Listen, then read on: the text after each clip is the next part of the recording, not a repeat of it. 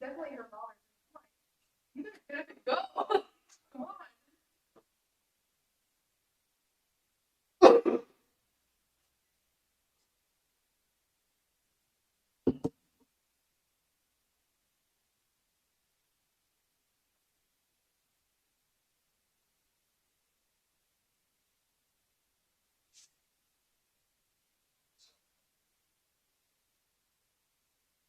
All right, let's get started. We'll do the pledge.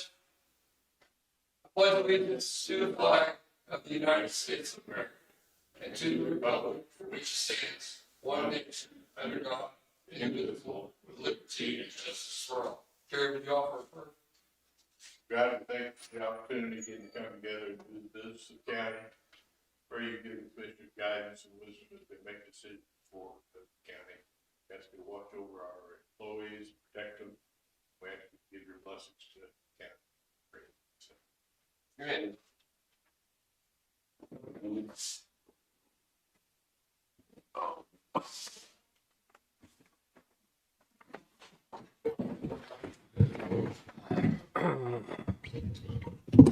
Well, good morning, everyone. I've reviewed last week's minutes. Make a motion that we approve them.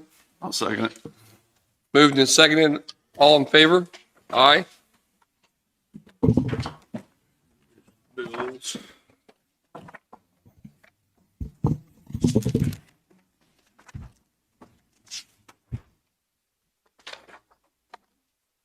I've looked over the claims and I'll make a motion we pay them in the amount of $324,426.69. I'll second. It's been moved and seconded. All in favor? Aye. Have the election abstract. So this is what we reviewed last week, and then the provisionals that ran through. There's a place for all three of you to sign right here as canvassers. I think you probably didn't have a motion to sign the abstract. I'll make a motion we sign this abstract for the general election. I'll second it. Moved and seconded. All in favor? Aye.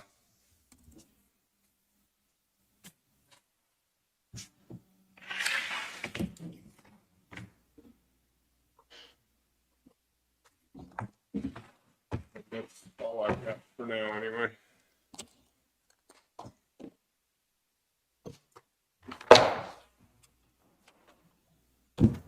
You anything? Nope. Okay. At this point. You're not from the across the street, are you? Justice Center? Okay. I didn't think so, but just wanted to make sure. Oh, I guess I would say that Bill called, or actually Warren called, and Bill can't be here today, so they won't have somebody. All right. If you have any questions, let me know, and I'll get them to them and get you Have in. you noticed it? Did they get all the windows in, or are they still putting windows I in? don't know. Melissa, good morning. Come on up.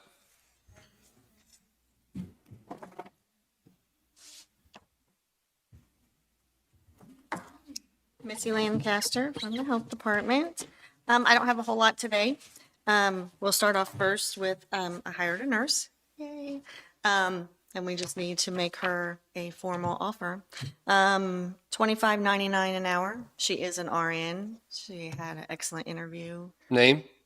Danielle Casey. So, In this position she's filling, so the public will know. public health nurse, Okay. And what's the fee? $25.99 hour. And you check out the references? Yes, I did. Yeah, all her references, and they all were great. Okay.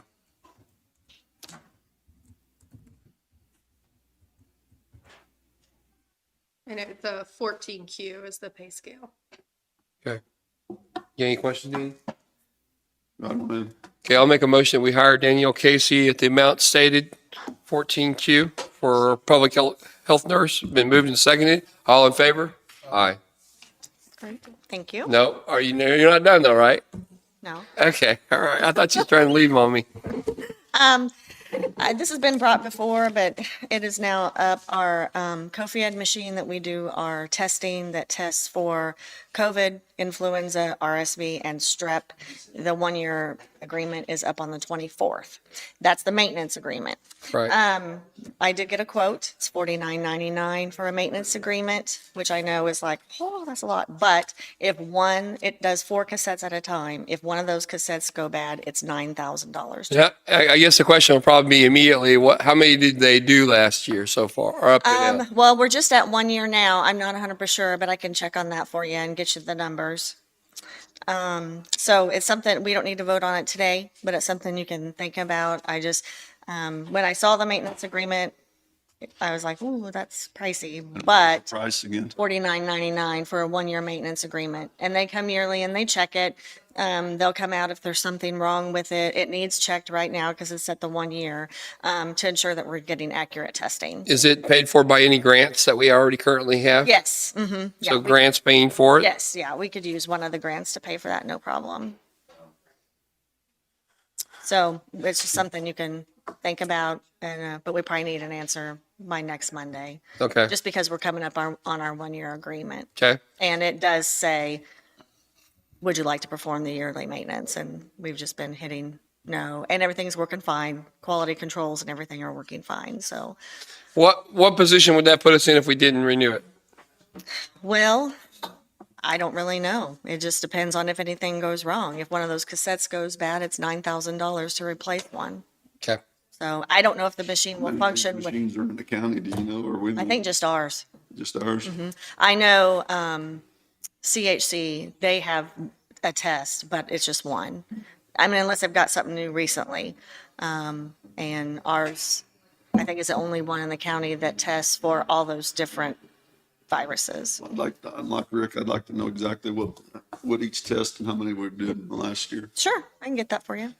And so I know it tests for what? Did you say 4 things? It tests for COVID, influenza A and B, RSV, and strep. And I know you don't know this because you probably just coming on.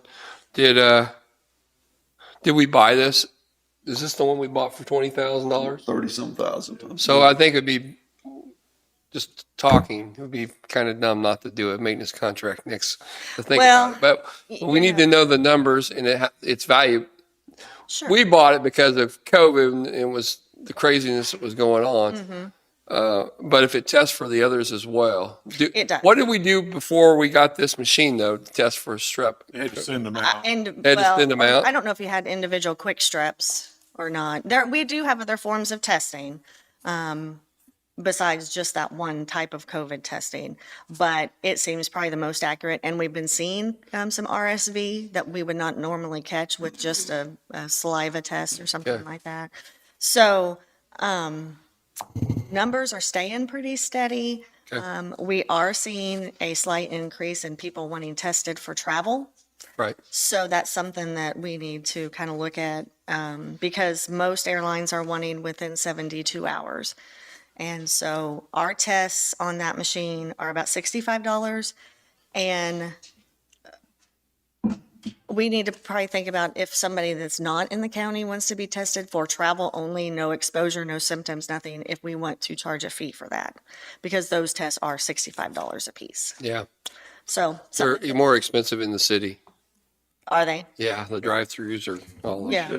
We should have a record of all the tests, even if. Oh, we yes. send them out or anything for the last year to see what we did. Can you do just a little bit of investigating on that? I know, if you can. Yeah, Doug, we weren't keep a you- log of all that. Doug, weren't you involved in ordering that? Do you know anything about it? I know a little bit about it. I was just looking here to see if I could find the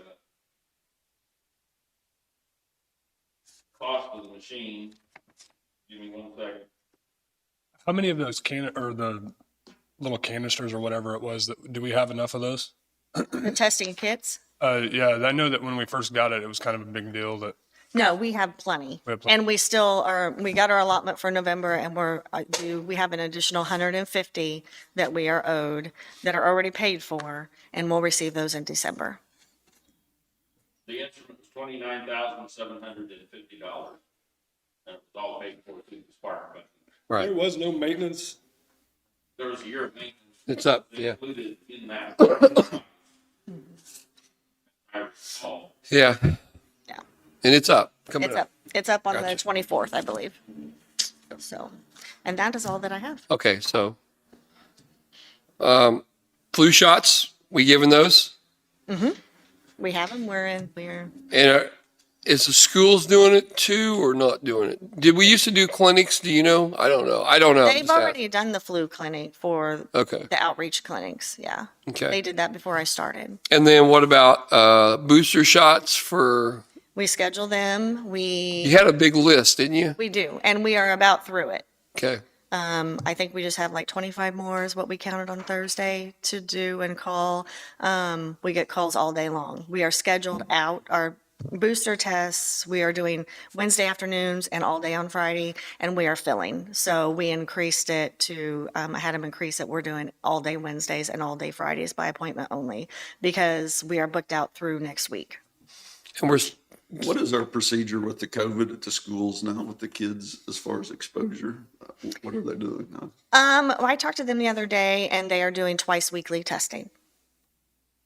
So that's so is a county, talking to another county commissioner, that they dropped their quarantine altogether. They just don't do it. They passed a resolution not to. What's your opinion on that? if they've been exposed or if they're symptomatic. Yeah. I think they need to quarantine. You know, it's going to depend on if they've been vaccinated.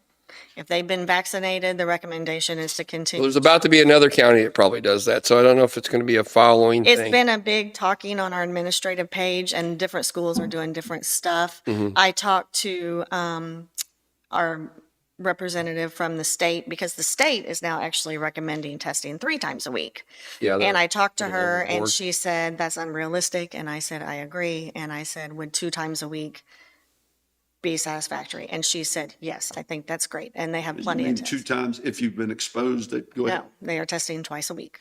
So that's expensive, isn't it? Yes, much but is they the- have money from the state that's paying for it. So they're testing every child twice a week.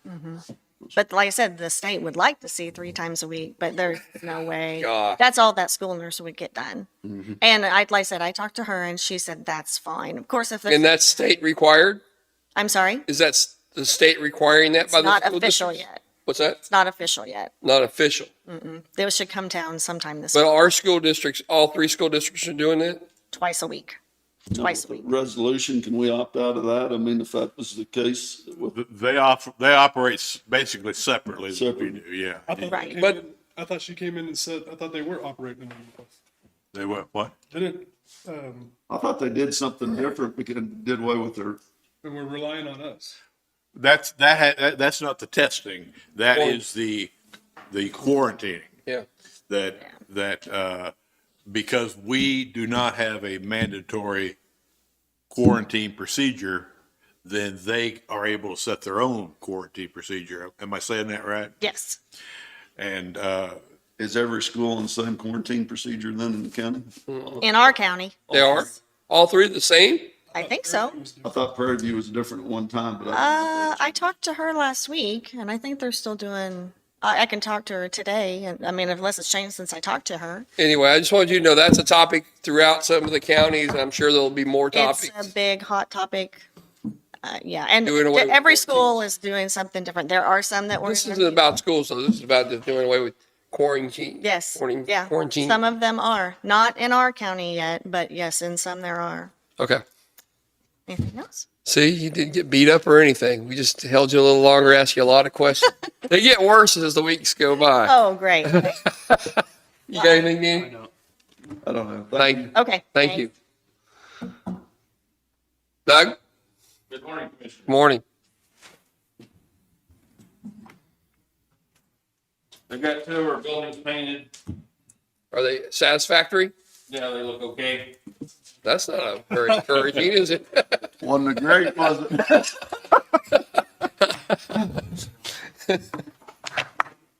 They've got 2 of them done. The other 2 are probably gonna have to wait till it warms up in the spring with the temperatures the way they are at this point. So I have told them they're supposed to send me an invoice for the 2 that are completed, and I told them we'd pay them 90%, retaining 10% of the amount for the 2 that are completed until the project's done.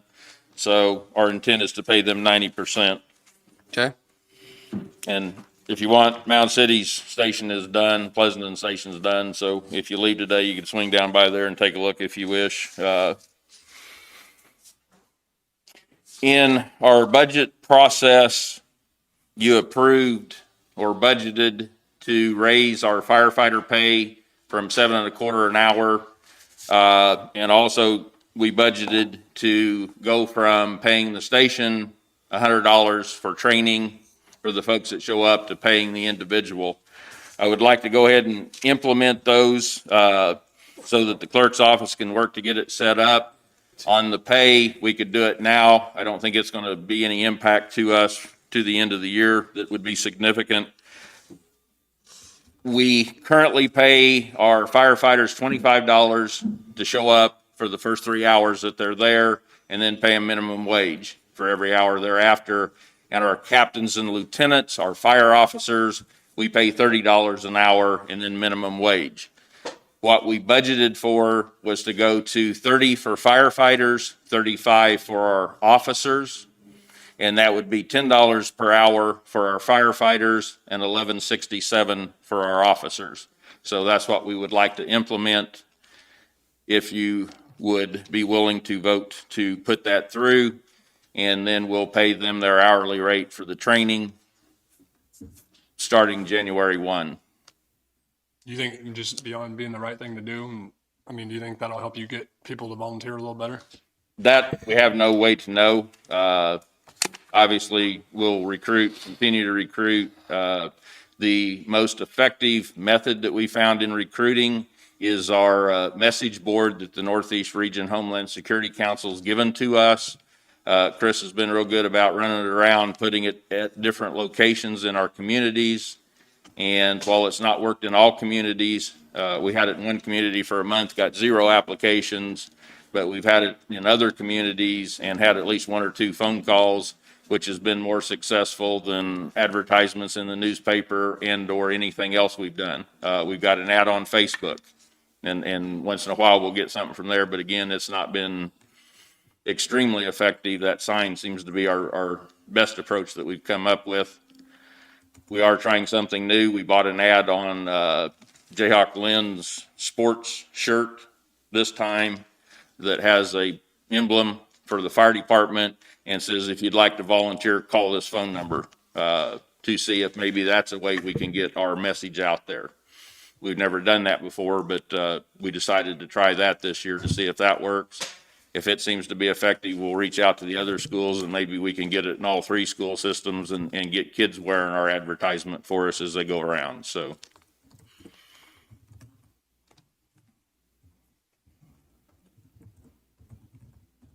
I don't have any issues with it. I mean, we talked about it here a while back and, I was very much in favor of giving them a little. When's the budget kick in for the new year?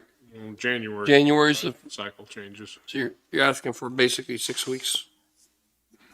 Well, the training, I just start after, start in January 1. So in January, we do the training Said the pay. training was $100 just for the station. That's what we have paid for years and years. And this year, several times, the fire board has sent a questionnaire out to our volunteers. Would you show up to training more if we were paying you directly as opposed to paying the station? The money would go to the station, then the station could use it for whatever they wanted. If they wanted to buy coats, hats, shirts, if they wanted to do a Christmas dinner, if they wanted to buy some special equipment for their station, they could use that money any way they wanted. It was that way 35 years ago when I started. Of course, when I started, it was $50. We raised it to $100 about 15 years ago, and we've maintained that. And they always wanted to keep it that way.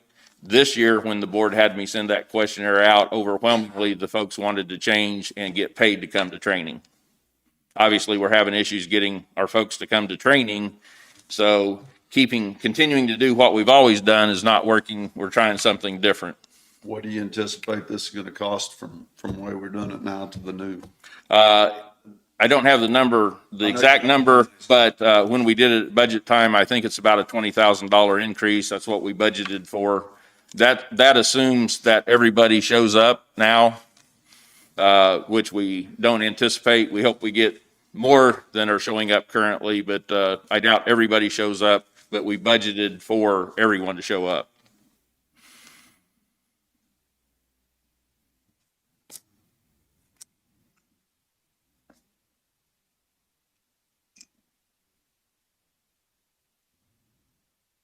I don't have a problem with the hourly rate, but the 20,000 for the year, I mean, that's a pretty large increase on that myself. But I don't, the hourly rate, I don't have an issue at all with. But you're asking for it right now, right? I would like to have We've already already approved the budget for both. You have approved the budget for both when we presented it. Do you have any more training this year? We'll have the December training, and then we'll have a couple of pay periods between now and the end of the year, I think, for payroll. Which the training won't start till next year. We won't start paying until January or change that process until the budget takes over. So you did training in December. How much is that going to cost? Just an estimate. $700 because we're not changing. Okay. I don't want to change now. I want to change January 1 for the training. For the pay you want now. The pay we could do now. Okay, I'm just making sure it's all clear. Yes, it's not going to Okay. have a significant impact on us for one pay period or two pay periods. Okay.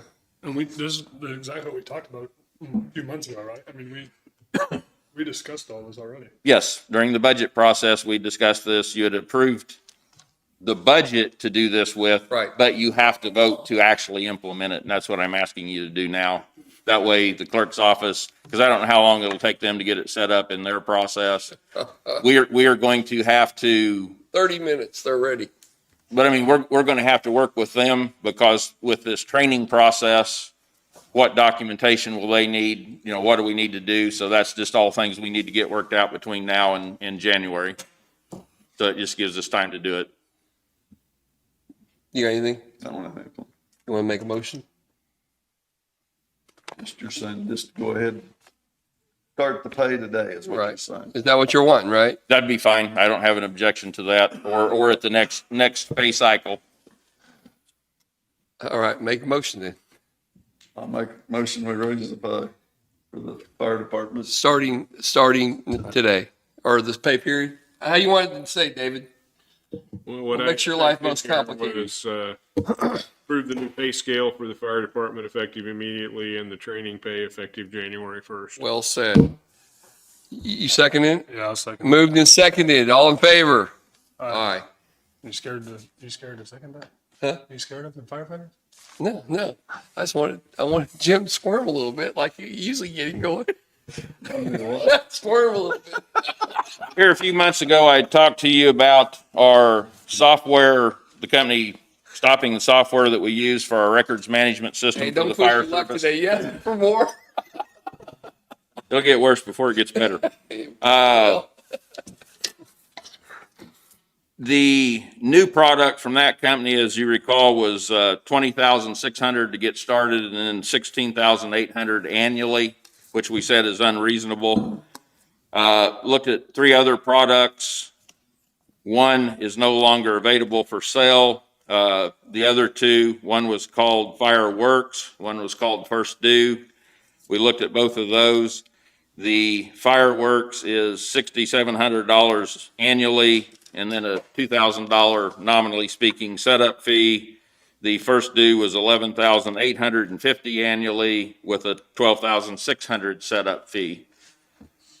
Currently, we're paying $4,820 for our Firehouse software and then $2,400 annually for support with that software. So we're paying $7,220 annually. If we go with the Fireworks software, which we've looked at, Chris has looked at, it's $6,700, so it would be just slightly cheaper than what we're doing now.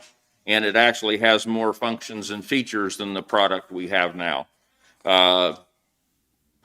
We would recommend, and the fire board voted unanimously 5-0 to recommend to you that we move to this Fireworks software. And I would like to go ahead and do that now because our annual fees are coming up on the other software at the end of December, 1st of January. So I'd like to go ahead and make that decision, transition to this, which will save us just a little bit of money as we move forward down the road. And everything that we have in our current system will transition over to that system. What do the cities use? I mean, like small cities like Pleasanton, what do they use? They use a free software that's available through the State Fire Marshal's office, which I've talked to them in reference to that software as well. The issue with that, and I'll use Lacine, they run about 30 calls a year where we run 300 to 500 calls a year. If we were to transition to that particular software, it doesn't do any kind of inventory. It doesn't do any training records. So we lose all of our records management that we currently use in our existing software. All it's going to do is send off a report. The other problem it creates with this software, if 4 stations go out on a structure fire, each station can then go back, put their firefighters that responded, what they did on scene. They can each fill out a section of the report, and then it comes to our office for quality control. We go over it, make sure everything's as it should be. Then we submit it to the state. With this free software, one station's going to have to fill out the whole report for everybody, and as soon as they get done, it goes off to the state. There is no quality control option. There is no joint working of the process. So most likely, we're going to have to go back to what we did 10, 15 years ago and drive around 3 times a week to pick up all the fire reports, bring them back to our office, and have somebody typing them in. Why can't they just scan them and send them to you?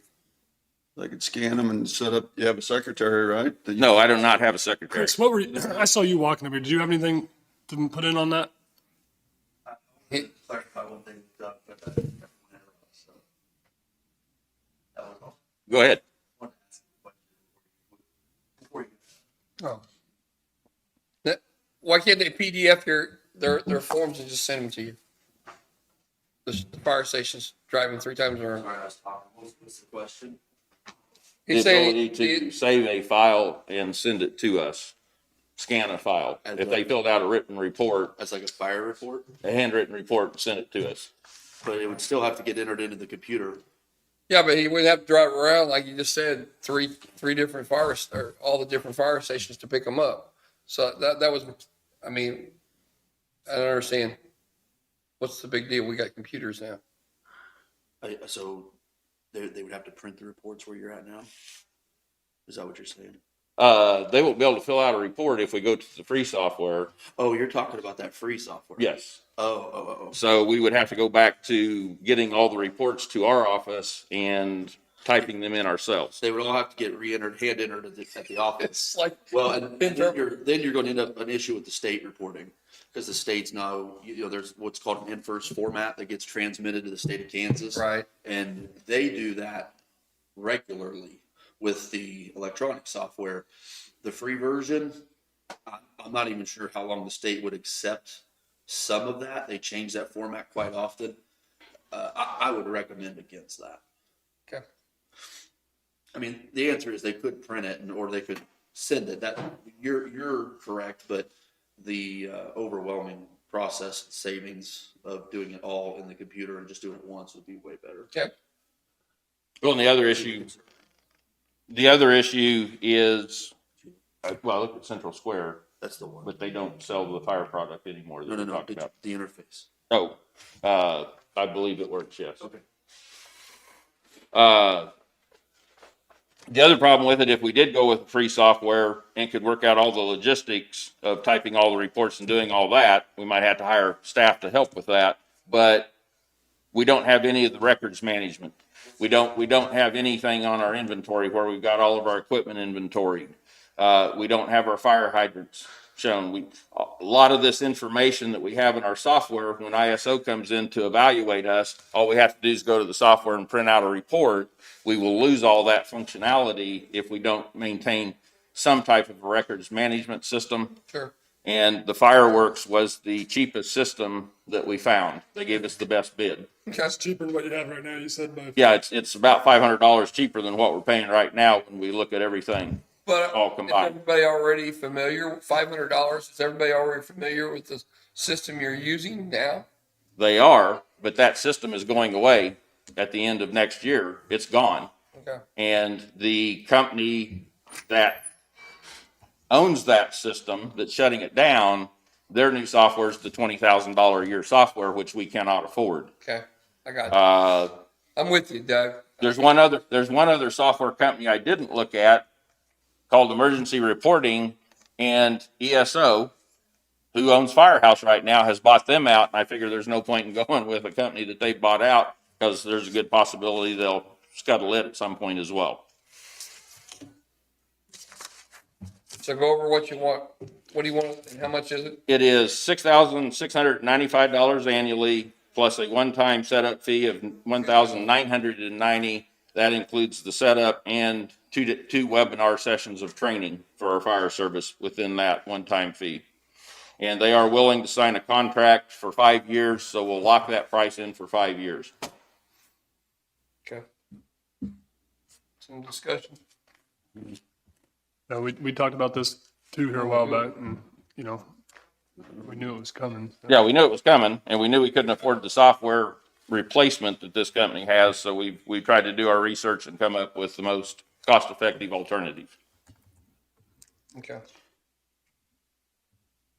You have all this figured into your budget, right? Yeah, we've been paying the same rough amount, so it won't change our budget other than the one-time fee of $19.90, and we can come up with that. So it's actually gonna be $1,500 more this year with the one time. That would be correct if you want to look at it that way. All right. What else you got, Doug? I'd like to sit on it for a week. Do you need it this week? You need an answer? I'd like to get it as quick as I can, I know. but that gives them time to transition before our contract runs out with the other company so that they can get our data pulled, because they will pull all the reports from 2003 to present and move those over into their system.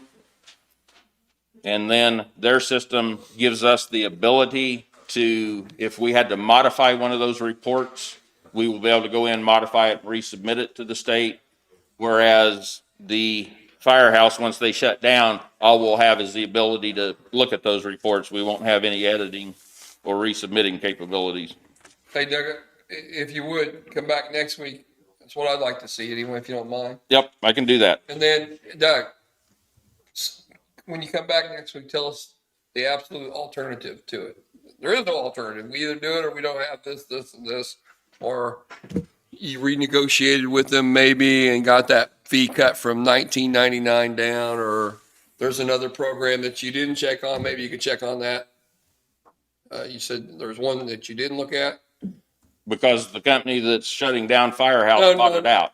No, you said I thought you said there was another company possibly that you hadn't looked into. Not that I'm aware of. Okay, all right. Yeah, he's talking to Central Square, they discontinued. Well, inventory wise, I would think we could keep inventory ourselves to each department, you know, of what we use. I mean, I don't think that would be an issue myself, but. So why don't we just talk offline? Maybe you can talk to Jim about it. I'd like to hear a little bit. Well, if you got time next week, tell us all about that, Okay. if you would. What else you got?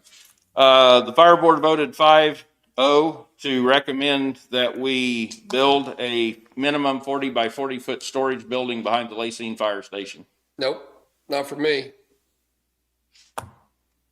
Well, we lost all of our storage up there. I don't so we care. got- There was nothing in there anyway. Stored in the building. We had an SCBA entanglement prop, an SCBA rafter attic prop, a wall breach prop, a confined space prop, SCBA rails, training rails for safety for the props. We had hard suction ladders, some of our spare ladders. We had all of our grain and golfman equipment and panels that were donated to us by, I think it was Frontier Farm Credit Service. Where was this all at in the pictures I seen?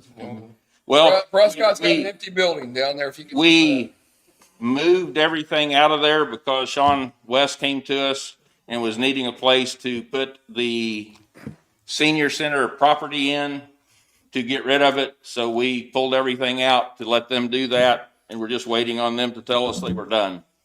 Okay. And before they told us they were done, the building was given away. That's right. So It was. So what else you got? And then miscellaneous other stuff that was in there. We kept our boats in there in the wintertime. We kept our Ranger in there. There's in a the big building down wintertime. at the So- Prescott that you can put those boats in. I'm not building another building. We just got rid of one that nobody I ever see used. So I'm against it. They can vote for it if they want one, but I'm not for it. Just let your crew, your board know that I'm just not for it right now. I can let them know. All right. But I have an obligation to report what they vote or decide too. Oh, I So appreciate it. that's all I have unless you have something else. I know. You, Thank you. AMR, you come up and brag on your new SUV?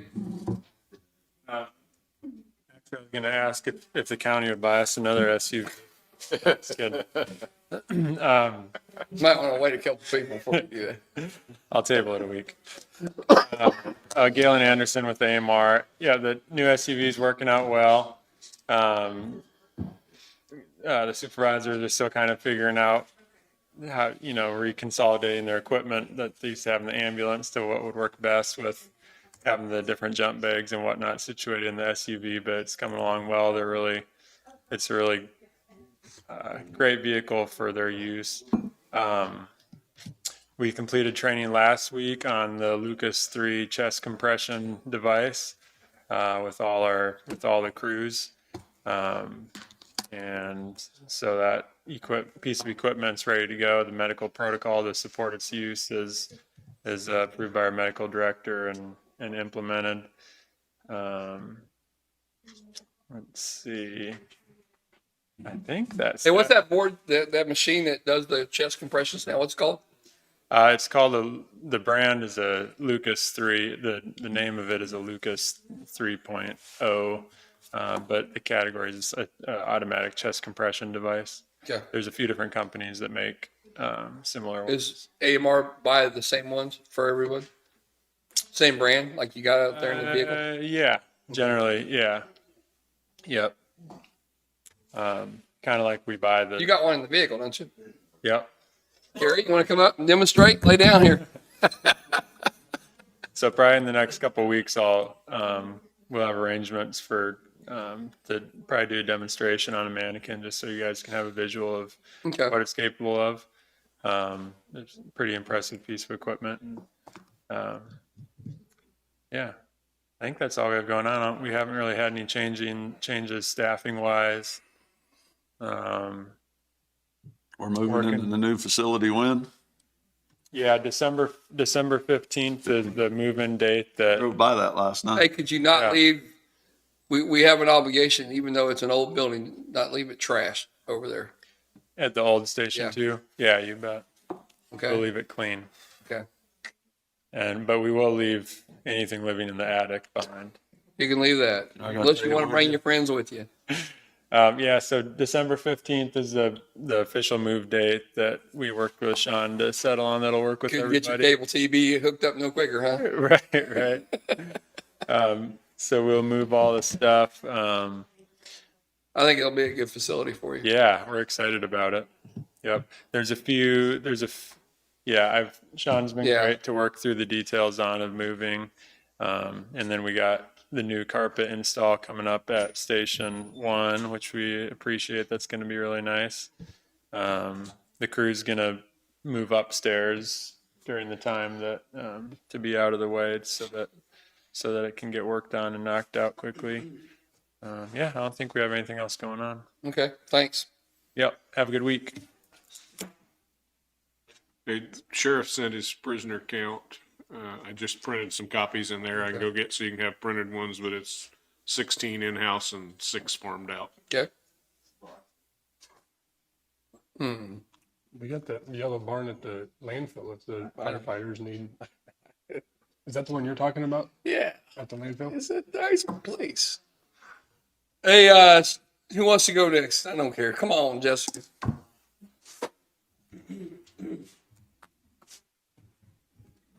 Good morning, Jessica Hightower, Economic Development. I've got just a couple things for you this morning. First of all, I would like to recommend that you appoint Jennifer Leach for our District 3 seat on the Economic Development Board. I've already spoken to Jim, as it's his district. He's pleased with my recommendation. And she attended our meeting this Wednesday and she's already a great committee member. I would be really excited to have her. I've talked to her. I'll make a motion. We nominate her for position of, what is it? District 3, she's one of the District 3 seats for Guess the it's Economic you. Development Committee. Yeah. I'll make the motion to nominate Jennifer Leach from District 3 on Economic Development. There you go. I'll second. Moving second, all in favor? Aye. Thank you. I had the Office of Rural Prosperity to our Economic Development meeting on Wednesday. I was very excited to have her. She talked about different programs that they offer. The one that I would really like to focus on right now is they're doing an economic development training course for committee members, commissioners, anyone who's, involved in economic development. It's I think she said it was 8 weeks, and they're doing a couple sessions a week. It's $15 registration if we register before December 6th. I'm going to try to get my entire committee to do it. I think it's great timing. I've got a lot of new members this year. So I think it'll be great timing to have them do it. I'm going to do it. If any of you are, What day? it's online.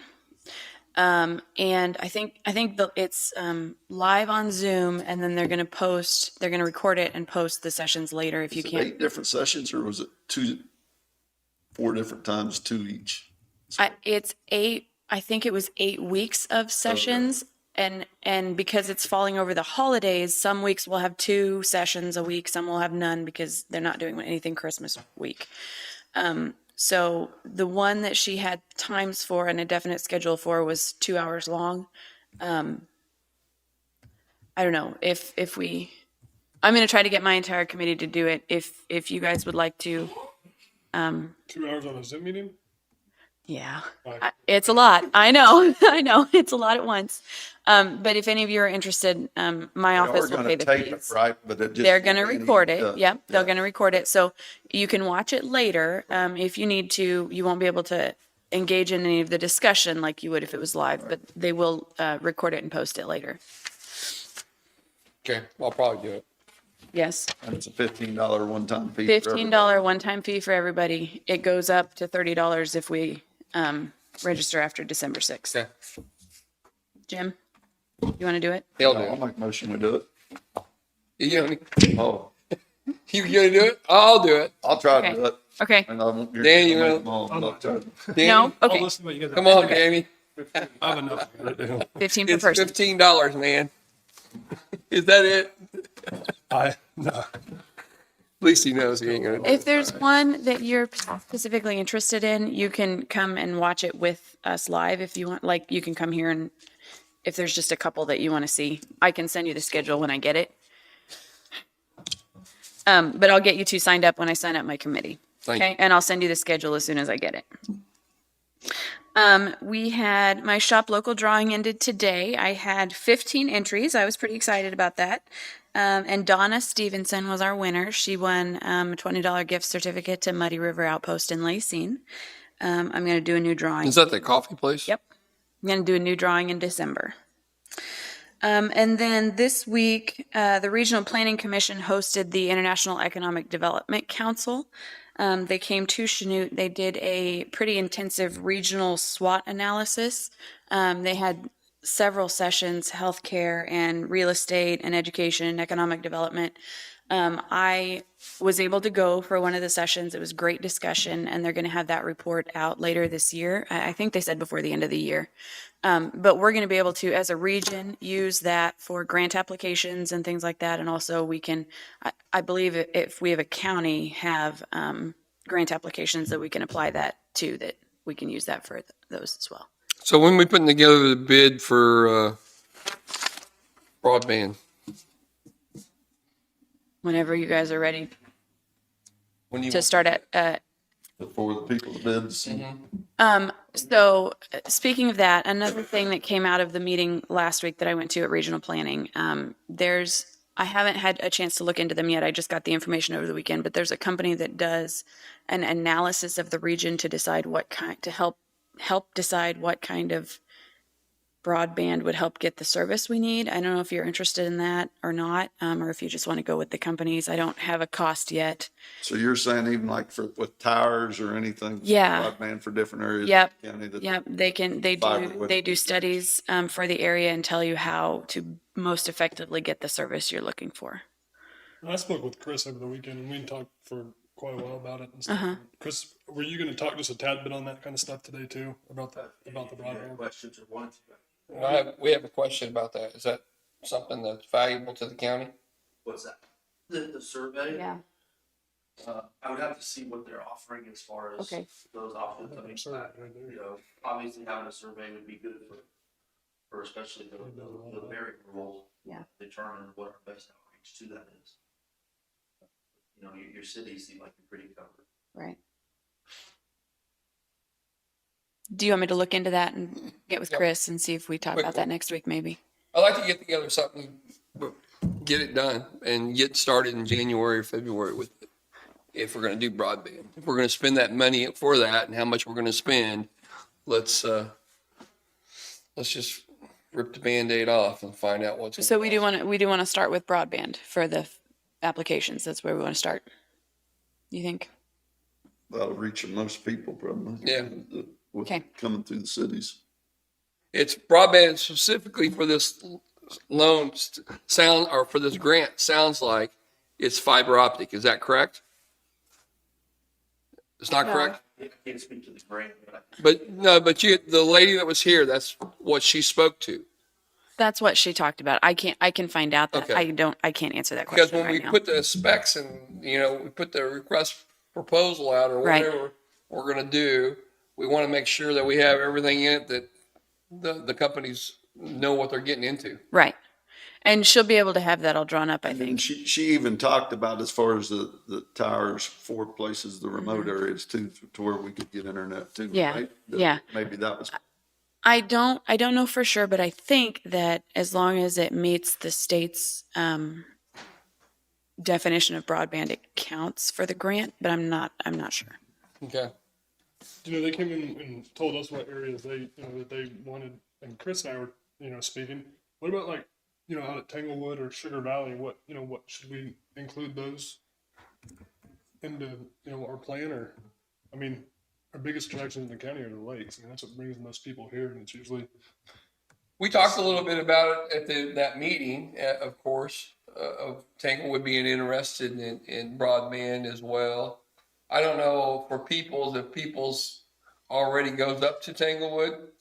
I'm not for sure on that. Do you know anything about it, Chris? yeah, people goes up to gate 3 of Tanglewood now, Uh-huh. and they also come in up off 1650 road to the backside.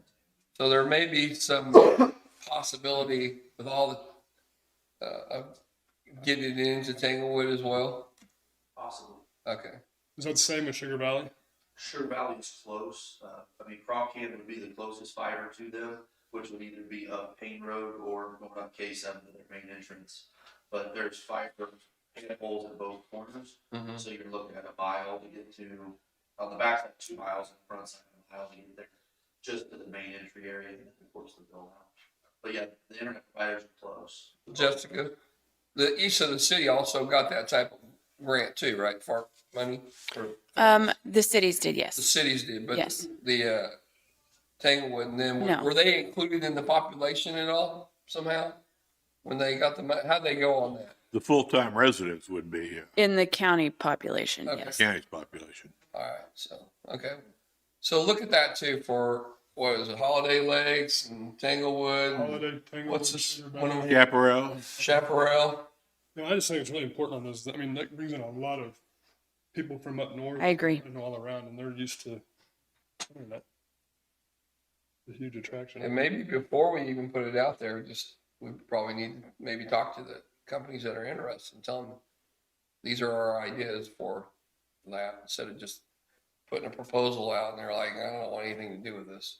If you're gonna make me go to Chaparral or Tanglewood or Linn Valley or We whatever. can invite them into a meeting and have them just sit down and talk about Well, it. let's get our stuff together first. But Okay. yeah, if we could. Okay. Think what we think we want and then ask. Okay. All right. Okay. And Chris and I had talked a lot, and Chris, he knows a lot. I mean, if he's willing to, Uh-huh. you know, Yeah. What else you got? That's all I have. Do you guys have anything for me? Don't. Okay, thank you.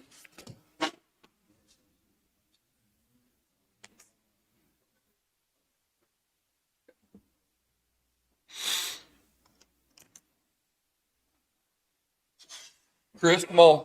Did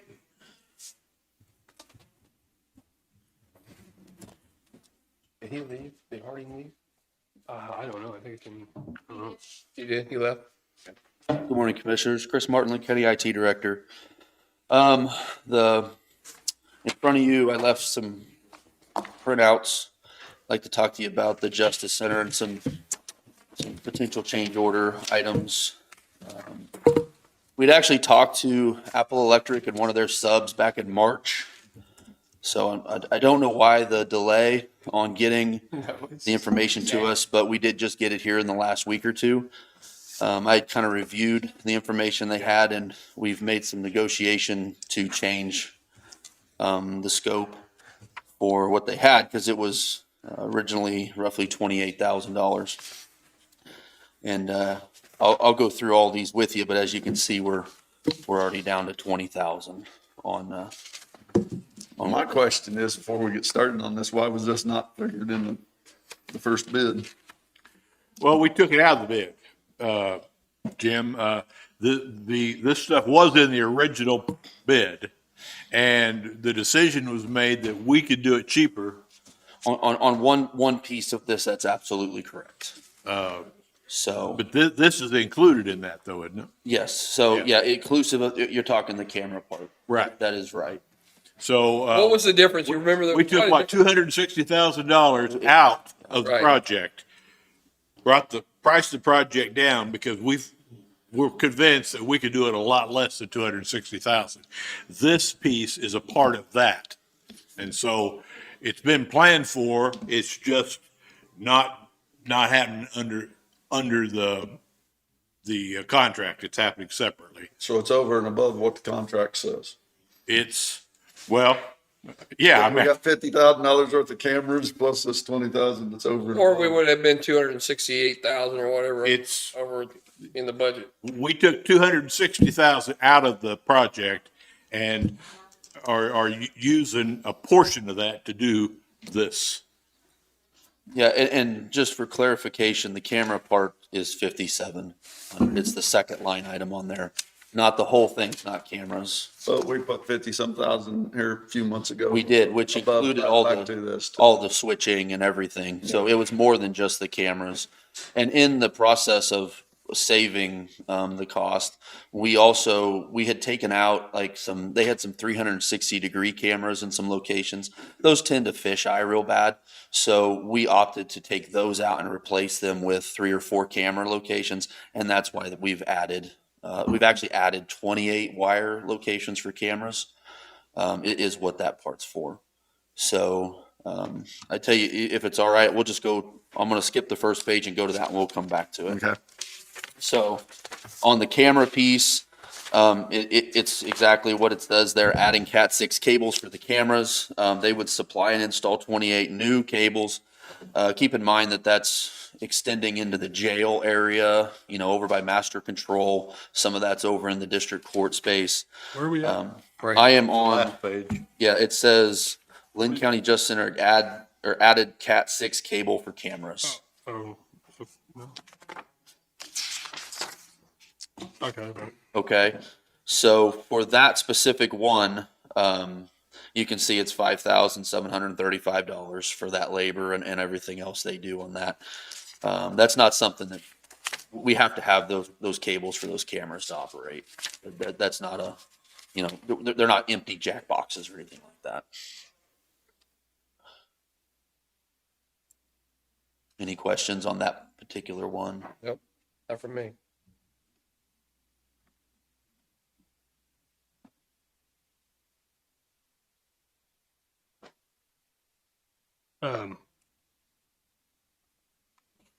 says that, they were adding on the updated security prints. What did that? I mean, who updated that? Was it you or them? Yeah, it was a collaboration between the architect, myself, and like I say, that's when we went through and we took out the 360s and put in the other cameras. There was some outside cameras that needed to be added.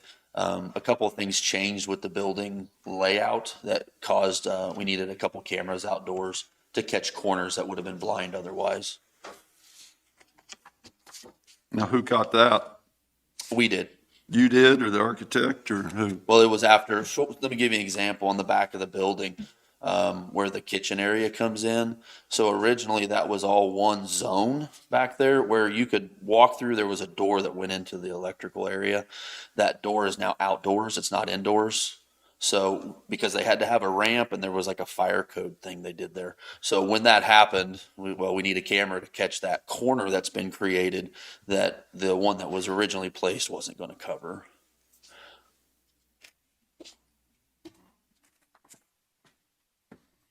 We added some additional cameras to the front lobby area that I felt wasn't fully covered well enough for the security that was coming in.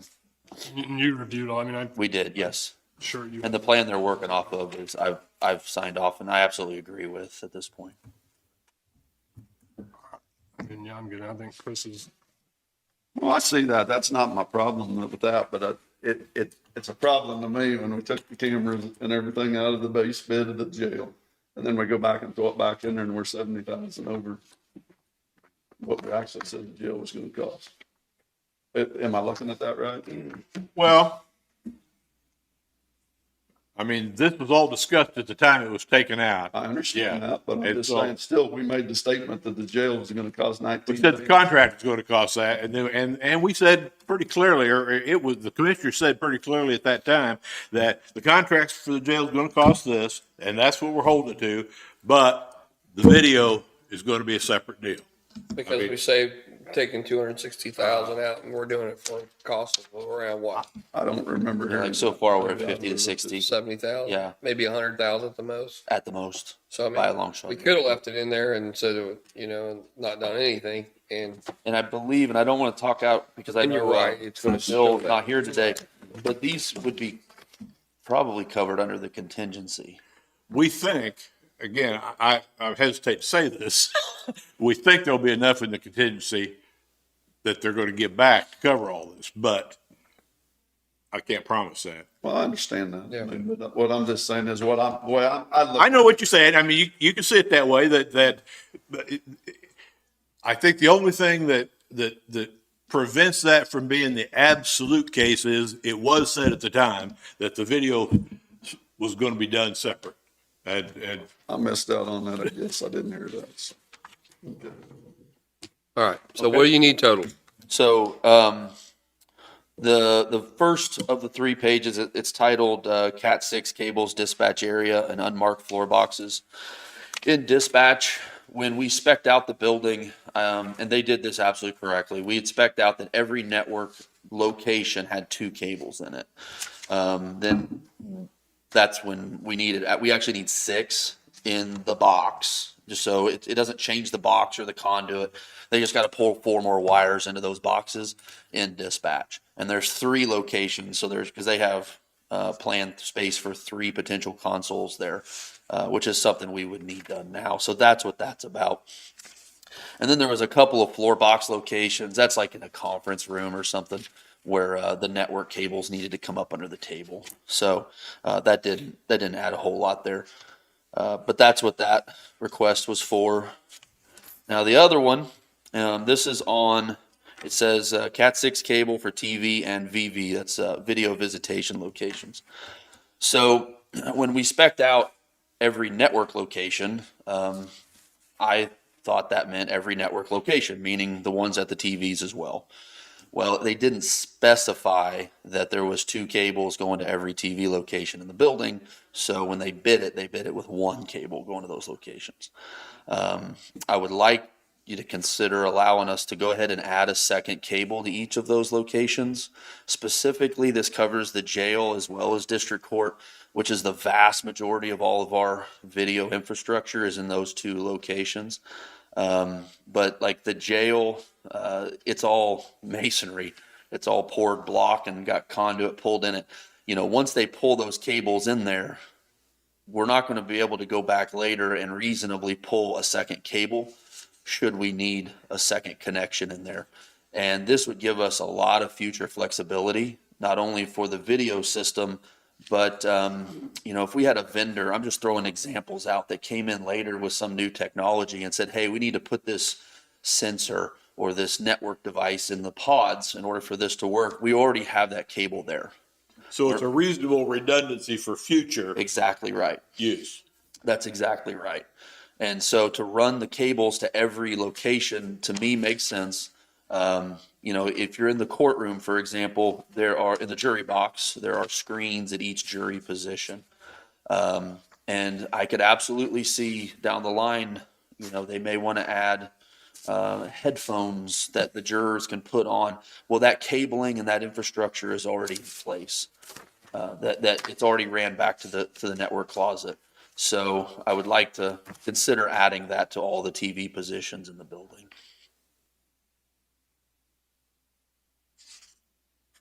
Danny? I mean, you're better off doing it now than later. I mean, I know what it's like trying to pull stuff through a block wall. But right now, you can't think of any reason why we would need it in the future. In, other than in some of the technology places, may come out later. that's correct. In some of the places, we could use 2 jacks now. It would be, you know, maybe 10 of the spots here or there. The rest of them, it is for that future ability to get that in there. And it would make things a whole lot more flexible moving forward. Was that figured in for 2 jacks before we took that out of the bid, or does anybody know? No, it was not. So that's why I say when we spec'd it, the way it was wrote was that every network location was to receive 2 Cat6 cables, which I felt that was a network location, but it didn't specifically, they called it a TV network jack. And so the bidders, and I've talked to the architect, and they're all in agreement that the way it was wrote up, they're supplying 1 cable there now. So there will be 1 to it. I would like to add a second. So you said a lot of there's 70 TVs, 70 locations. Yeah, there won't be 70 televisions, but there's 70 locations that are able, you know, if you like, let me give you an example. The judge's office does have a location, whether he or she wants one, I don't know. The secretary, they put those capabilities in throughout the building, and they're blocked for that. So if somebody comes along 10 years from now and says, I need to hang a TV here for XYZ purpose, we can absolutely do that and accommodate it. Instead of going to every single TV station, whatever you want to call it, port, whatever, can we just do like, can you figure out which main ones that you foresee needing them in the future, and then we just do that? I mean, it would be all the ones in the jail and all the ones in the district court anyway. I don't know how much we would shave off of that number. And like we're getting back into the ones in dispatch, the ones in the that whole concrete room area, even where the training room is. Again, we're kind of back to the jail issue of it's all poured, everything's there. Trying to pull cable later is not, and it's probably not going to look real pretty either. You know, we have a real nice building. We're going to have to surface mount stuff and things like that at a later date.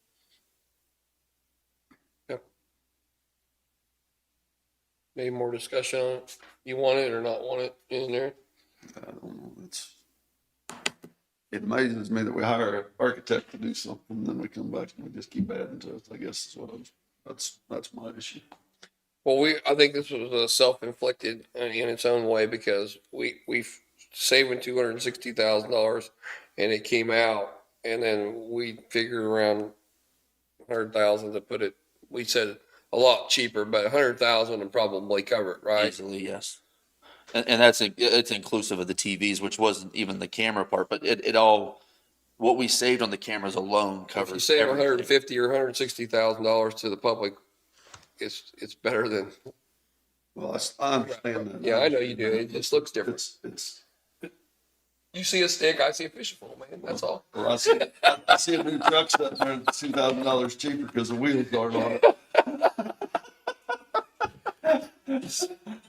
And I'm glad we did, change it to how we're doing it now with Chris being involved, just because I know he has our best interest in mind. And I'm not saying that whoever had it before won it, but I know that Chris goes over and beyond to make sure that we're getting what we need, like coming the cameras and stuff, making sure every spot is, seeable, I guess, and. Is this all, is this the total cost of what the whole? For everything you just talked about, right? For everything we've talked about so far, yes, that's right. But there's gonna be more I don't believe so. later? You think? I don't think so. Not until we pass this. Okay. I mean, I can say, I don't believe. The only other issue we're going to get into, because it, in your minds, it may be related, although technically it's not, is our cable running from the jail to the courthouse. We've Which got to is our talk about that, and there's going to be some costs there, but that's costs that we weren't aware of beforehand. Was the architect aware of that? So you want to move to that piece? Well, I'm not trying to confuse things, Right. but that, I know, we talked about that one too. I knew that was there. No, not that. So where you at on this? You okay or not okay? All right, I'll make a motion. We accept this change order. Is there a number on it? no, this isn't an official change order through this, Request. so it's not numbered. What's this right here? Is that just a building number or something? 20-107? This is the proposal what you're going to take to them, Chris, and they're going to make a change order. Yeah, this is what they sent to me. How do you want David to put it in there? What's it called? It's a change order request. I guess we call it 20-107. Okay, for the amount of 20,000. -8.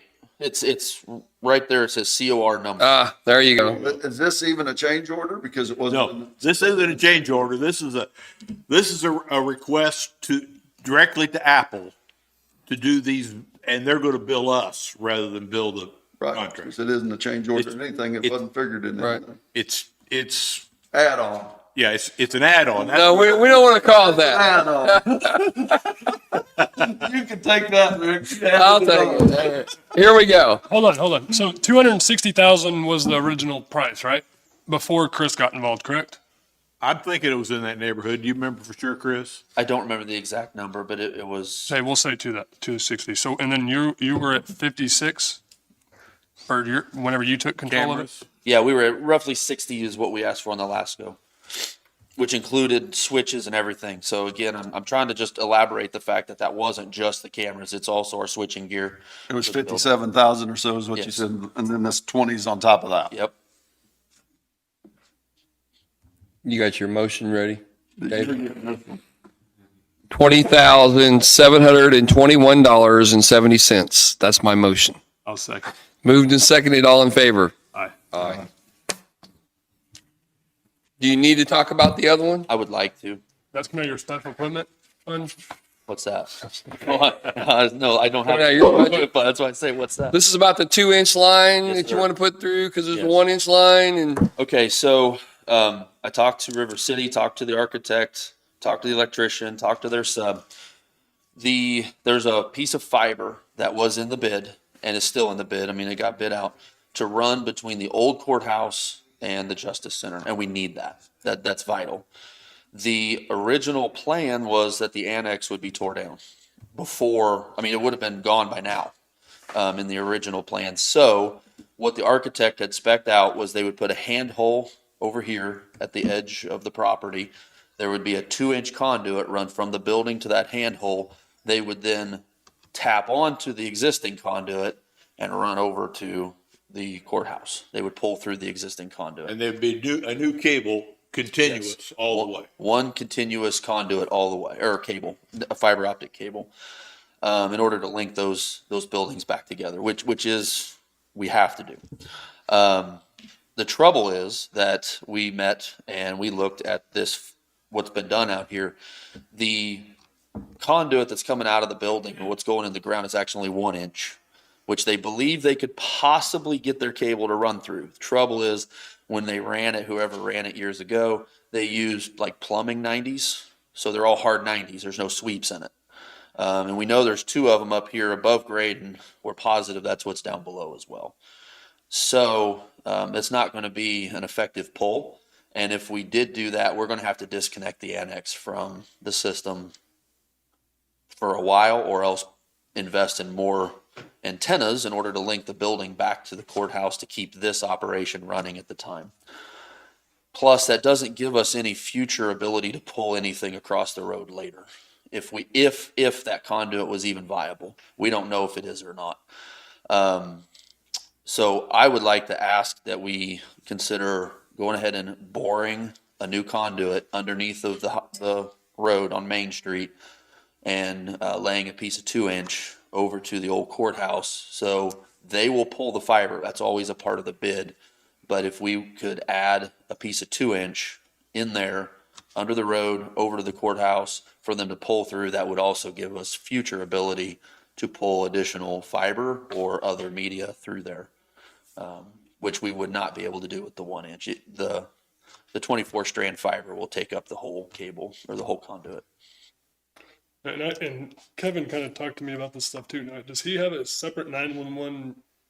Yeah, so that's a separate deal. So does that need to come through the same line? No, because this is private fiber. This is just us. It's our fiber connecting our systems between our buildings. What the sheriff is referencing there is we will bring fiber in from, let's say, AT&T or Lumen or one of them, which connects us back into the 911 infrastructure. Those provisions are already made in the building. There's already conduit in the right of way running out the front of the building. So the architect has that already stubbed in. But this particular cabling is our fiber only. It's not Crawcan or anybody like that. It's ours.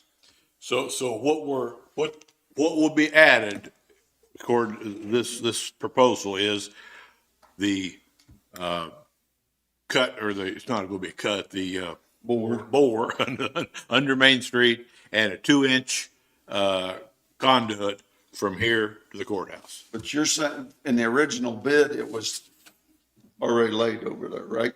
Well, yeah, so there, and this may have been confusion on my part. I mean, I'll take this, that I thought we were putting in 2-inch conduit all the way.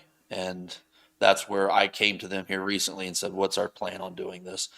They went and looked and they said, no, they talked about reusing the conduit that was already there. And the architect felt that it was already 2-inch that was there. It's not, it's 1-inch. Which again, I don't blame him. I mean, I'm not trying to lay this on them at all. The other issue is using the existing conduit may be fine, but we don't know.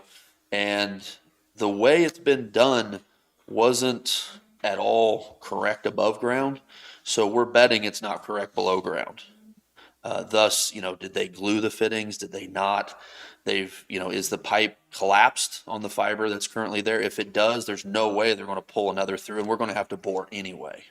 What I'm saying is if it was in the original bid, that they said that they would put a cable over there in the original bid, what are we going to spend the money? Did they probably said they're going to use it from here? That's correct. So the bid, the original bid, up till now has been there, and they're doing this, putting a hand hole out here, 2-inch conduit. They've already got it stuck there. Across to the other building. Well, they were going to tie into the existing conduit, but I don't think that's a good idea.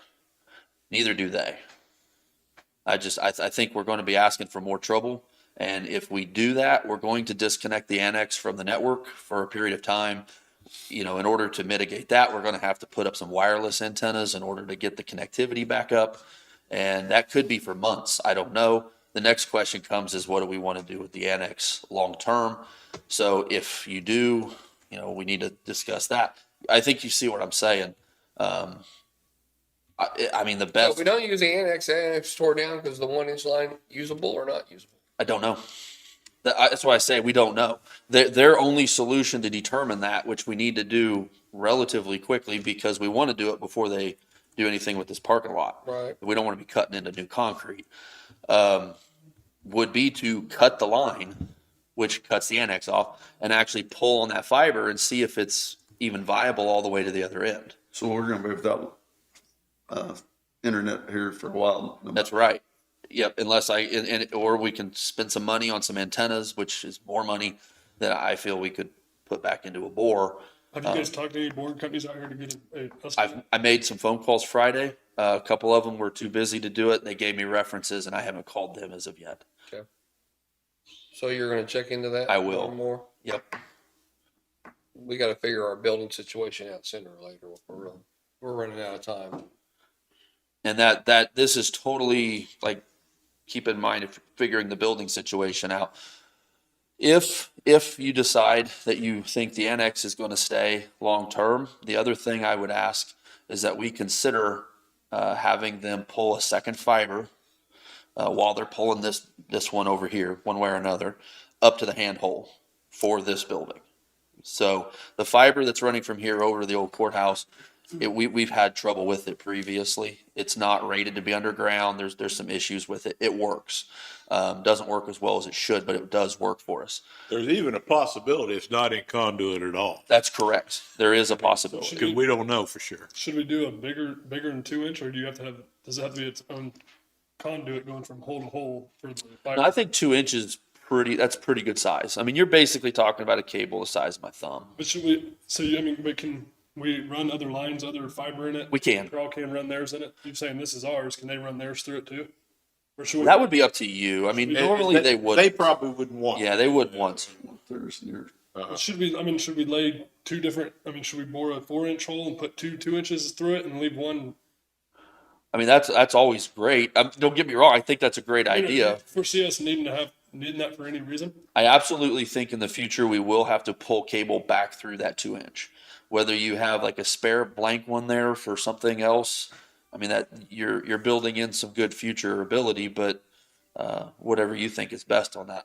At minimum, I would recommend the 2 inch. Yeah.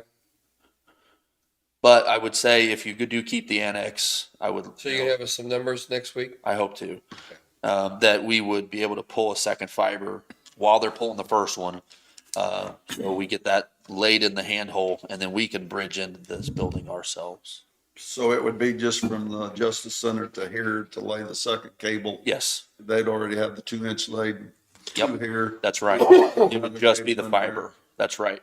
and then we'd have to get from there to the Justice Center. No, from there to there. From there to the handhole. Yeah, it just the conduit because they're responsible for the fiber, and they're going to terminate it. They're Who's going to, they? The contract. yeah, contractor. Yeah, it's Apple Electric's subcontractor. Okay. They seem very So you're cooperative. gonna let us know how much they have in their budget for the fiber from there to there, and then take that. Is that what you're saying? Like they're gonna pay for the Apple's gonna pay for the wire that goes from the courthouse to the stand. From the courthouse through the handhole all the way to Justice. Okay, so we're okay. Yep. So we're gonna need the bore and the 2 inch from the From the old, yep, to here. to that handhole. And everything else is already included. Then another cable from here to there. Yes, sir. If you think you want to keep this building. If we can. Okay. Okay. You're not full of good news, you know that. Sorry. No, next week will be fine. Okay. We need to get it going though. Yeah. If you can get those numbers. Yep. Let me make some phone calls and see what I can do on the boring. Jim will probably have COVID next week, can't come in. He's getting beat up on this numbers. So that's all. That's it? Everything else for me? Okay. Thanks. I just want you to put the real number out when it's all said. It's all gonna be, it's all gonna be, To show the true number. I'm gonna show you what a politician will do. It's all paid for. I want you to get Sean. the real number. Jackie's writing that down.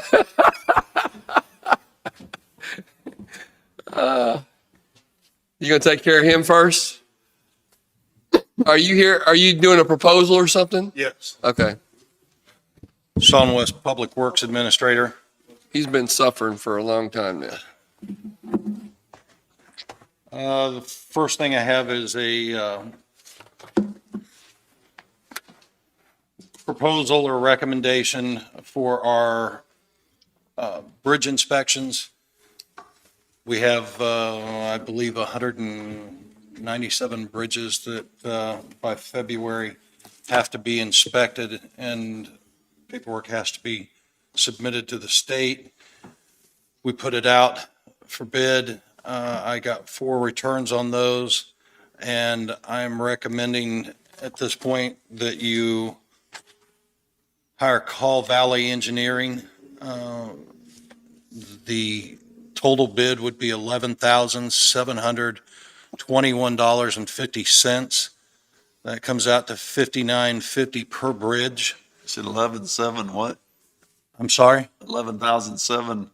$721.50 $21.50.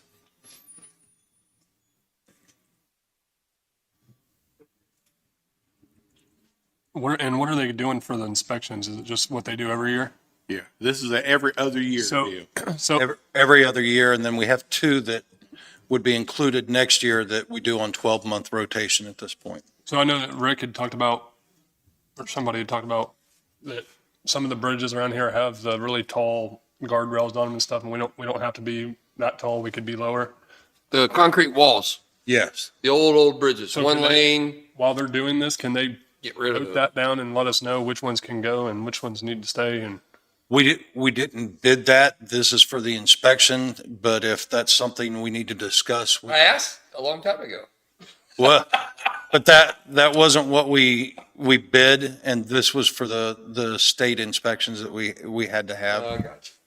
So, and as I said, that was $11,721.50. And I won't go through all the bids, but they range from that number all the way up to $93,000. This is by far the cheapest bid per bridge. Is that the one the Maris boy did last time? I don't remember. I forgot. came here and set from Yeah. the scene. Yeah. Whoever did it was subbing for somebody else. Okay. Was he with Peppercorn or? I'm thinking that He was buying with another company. the one that starts with a B. Fetish? No, Yes. Maybe it was lead engineering that did it. maybe so. Maris. That would be him, yeah. Yeah, EES Yeah. system, is that? Yeah. He did it for like $12 a bridge.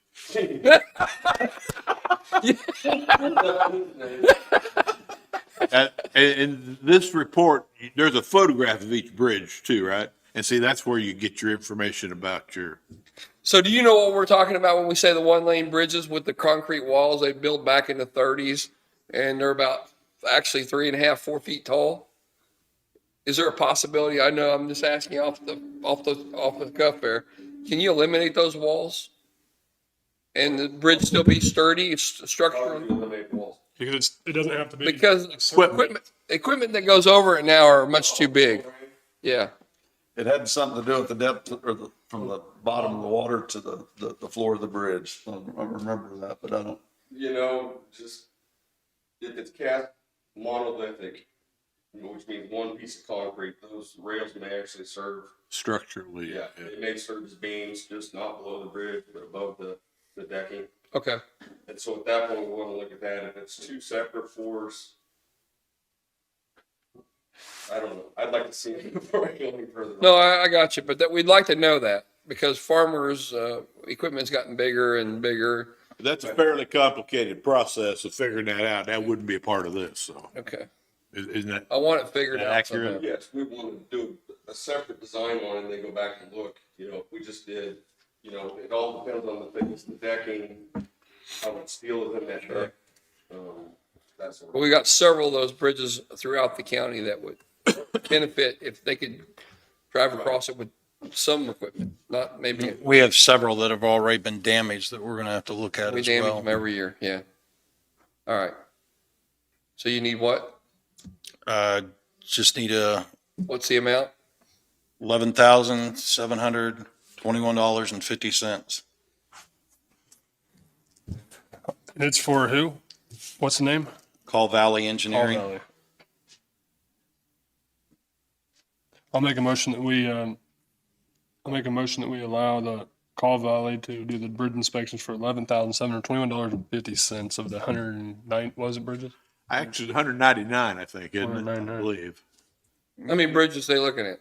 I think you may be correct. There's two that are Yeah, the 199 annually. includes the fracture critically. There's two that are annual and the rest are every other year. Yeah. Bridges that aren't on the list that need to be. Yeah. Is there any way that you can maybe reach out to Jackie Messner and just kind of ask him? I know like whenever last time we did this, there was just a few bridges that aren't on the list that probably should be on the list that needed to be put on the list. I don't know if they ever were put on the list.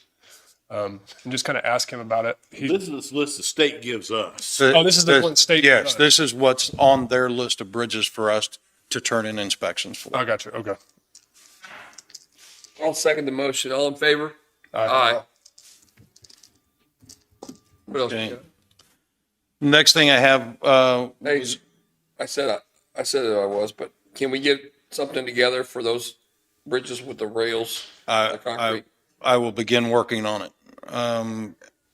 The next thing I had was, KDOT and Trans Systems came by and paid us a visit, this last week on local bridge load ratings.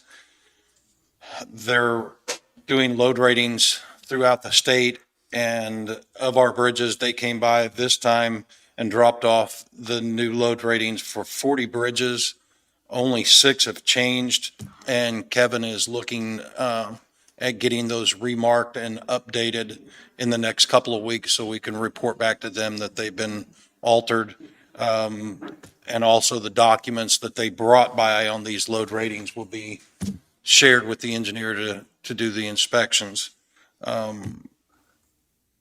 The next project I had was the Parker Senior Center on the floor.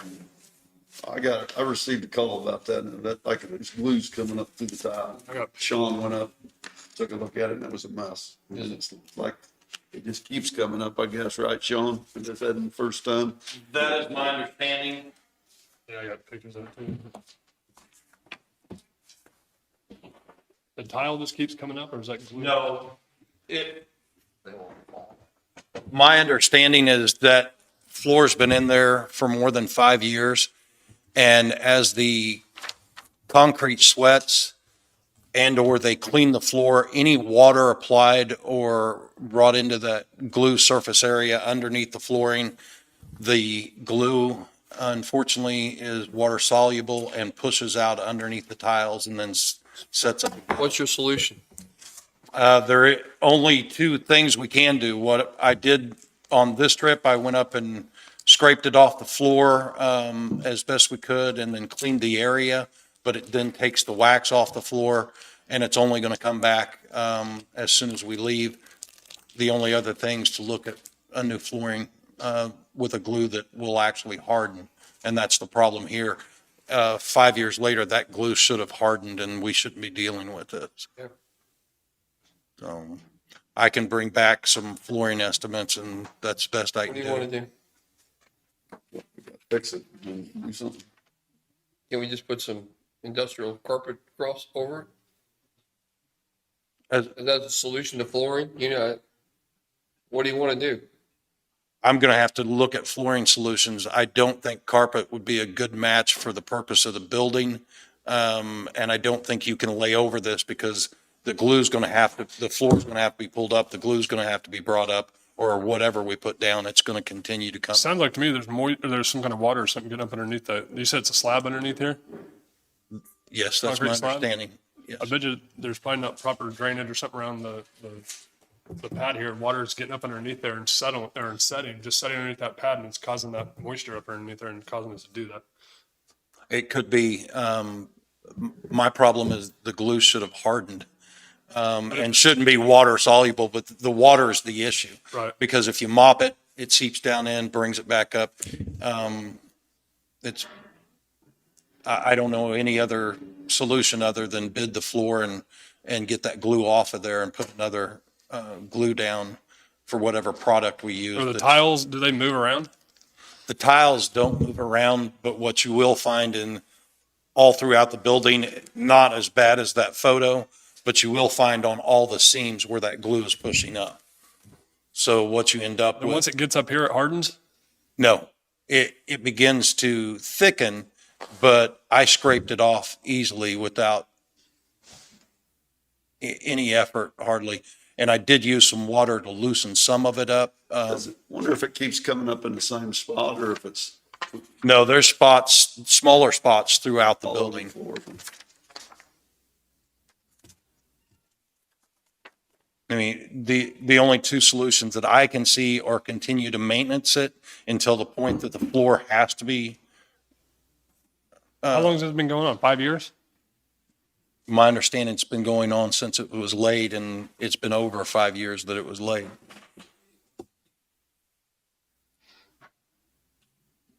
And who did the work? Do you know? I have no clue. It predates me or maintenance, so I couldn't tell you who put it down. But sounds like to me it all needs to be brought up and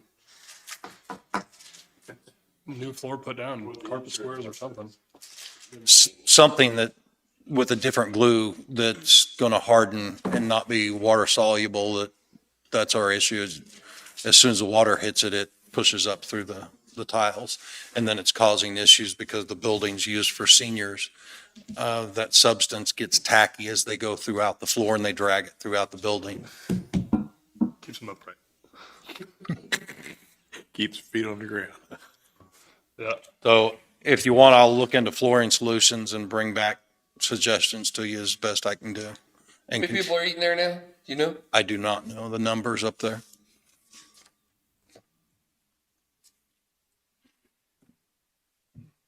The next one I had was 350 and 31 highway, or did we get? I'm still waiting on the state. I talked to, well, Sean and Harry and I, and the state superintendent was out there. Got the stuff away. Yeah, and we've got the landowners, we can get in there.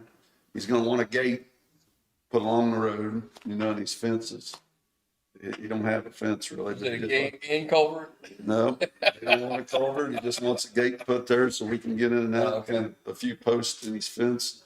The state's maybe gonna bring a bulldozer in and help us. I mean, that's what I'm waiting on. At first he didn't think so, but then everybody left and I talked to him another 30 minutes and he's gonna. Warm down.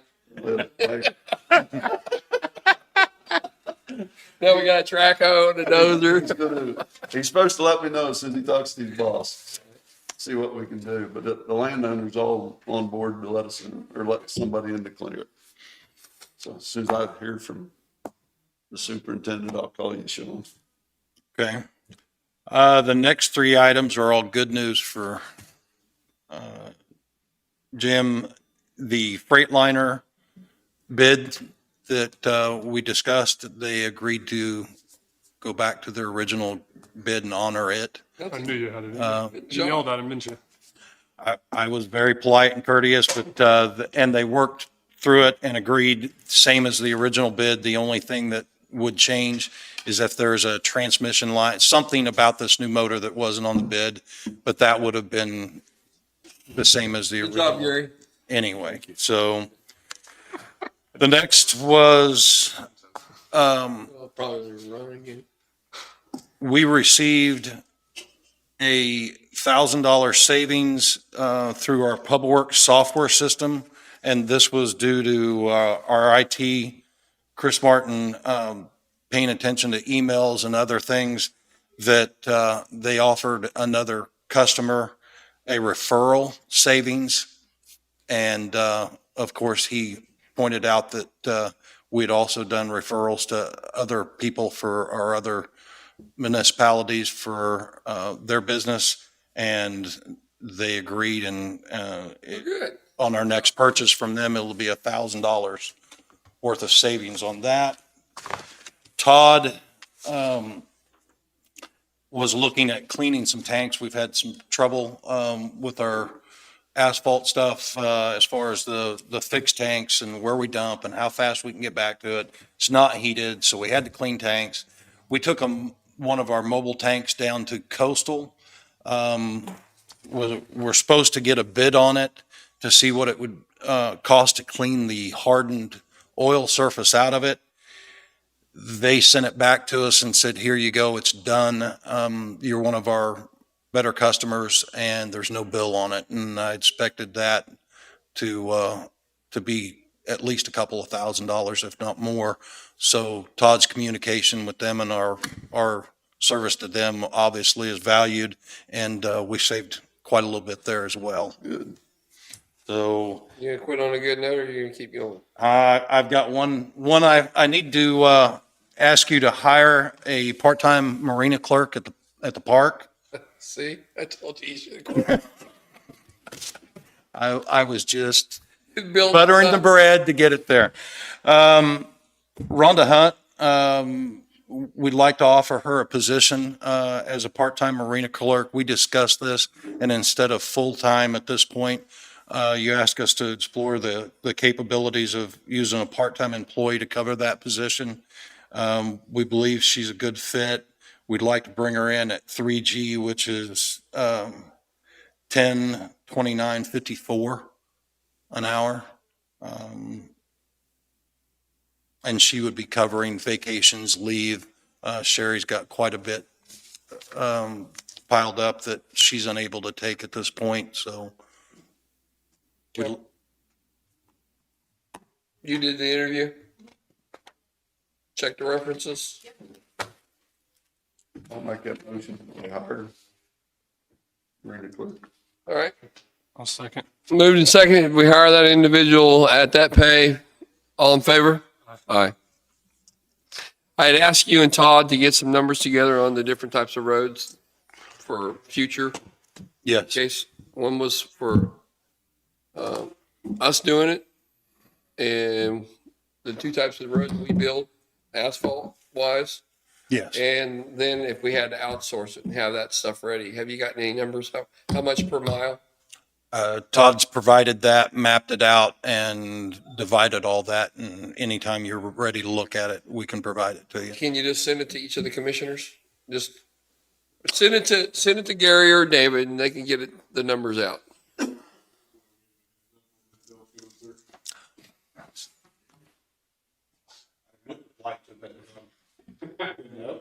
But yeah, finish mine first. Yes, I can transfer that information. He's actually got a large map Yeah. with all of that information cut out and displayed on it for the You can recommendations. just bring it in and lay it on the Oh. table next week. That'll be fine. Okay. Because the one bill's passed already, and the other one weasel its way through somehow, probably. And then I have a feeling that money will be available, and we need to be ready if we're going to improve Linn County. That's something we choose to do. Okay. This is the asphalt project at Parker. The invoice came in for Bettis Asphalt. The total amount for that project was $724,335.63. We did have one issue in that area that we looked at, and it was resolved by a property owner and the company. But other than that, I see no reason at this point not to pay this bill. Does Gary know about the problem, how the problem existed? The problem was some equipment left and some trash left in the area, and Bettis not only came back and cleaned it up, but they. So it's not illegal. It's not illegal, or it was an issue with the property owner where their equipment was sitting, and they went the extra mile, brought some equipment back, straightened some dirt work up, and drug out a driveway to make the property owner happy, and he assured me he was well So you satisfied. talked to the landowner. Yes. How many miles was that? Does it say? Just hair over 10, I think. 10. 7,000 miles. Wow. That was just an overlay, wouldn't it? Yes. We have that ready to go into the table next week. I just wanted to make sure you guys had a heads up that was coming, because that's gonna make that a big pay next week. And then that is everything I had for you. Thank you.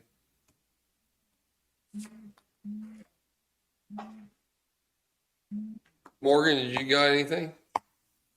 Just about commission there. Mission Dinner, it's a new name. How about Christmas?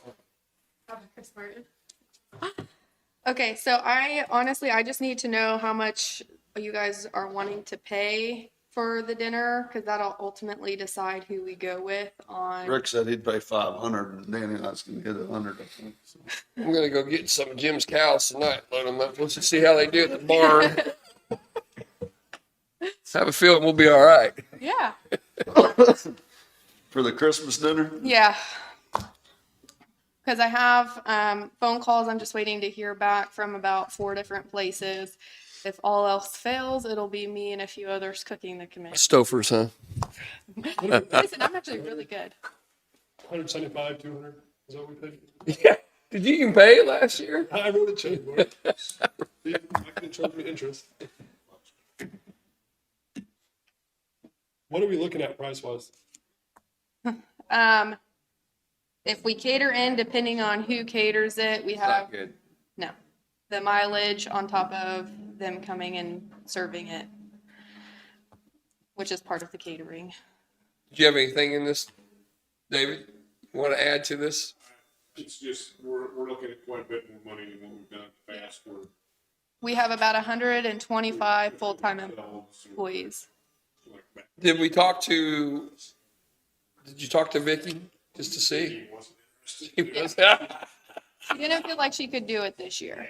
Okay, that's fine. You know, That's better, fine. man. That's what- She did it for many years. and What did a great about, job. maybe have you talked to the butcher block, see if they would be willing to give us some meat or donate some or give us some at like a good price? No, but I can reach out to them. Yeah, well, Shane, you're not doing any catering anymore, David? She's trying to get out, plus that's still during hunting season, so she's, Still cooking, yeah. she wouldn't have time.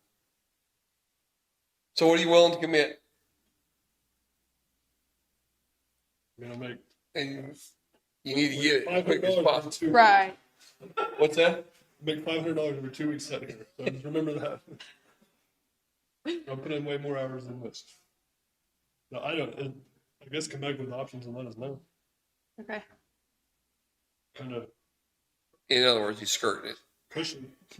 We are pushing it, but we've reached out to many other places and they were not able to do it, or it was over $1,500, which is something that we're probably not going to want to spend just for food. No. Yeah. Just quick on that.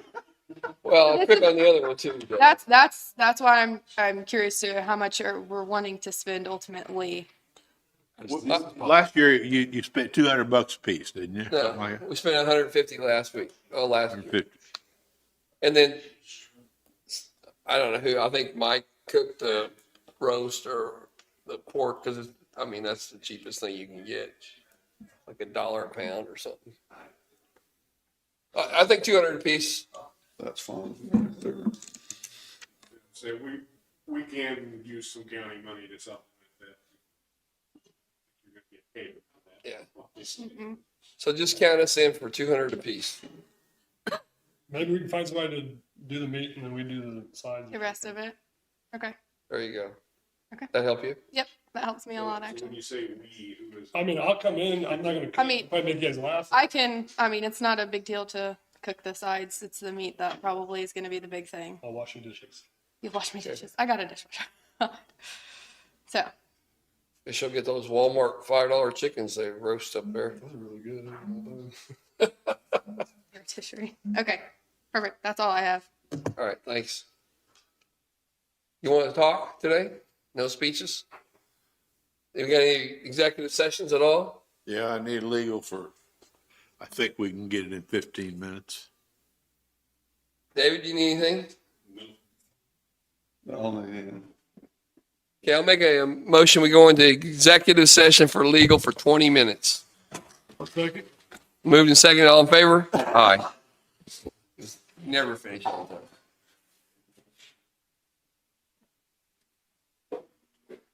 But really, didn't want to go back to work? Yeah.